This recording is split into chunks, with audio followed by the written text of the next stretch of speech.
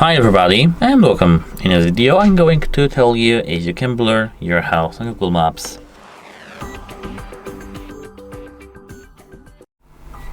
The answer is yes. You can blur your own house on the Google Maps, but you can't blur the other ones. So if you are the owner of the vehicle or your face or your house, you can blur that, but only if you're the owner.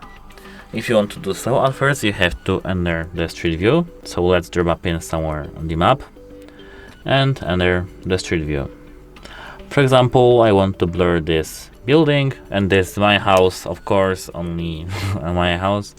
We have those three dots, report a problem, and here we have the preview of the image, request blurring. As you can see, my home.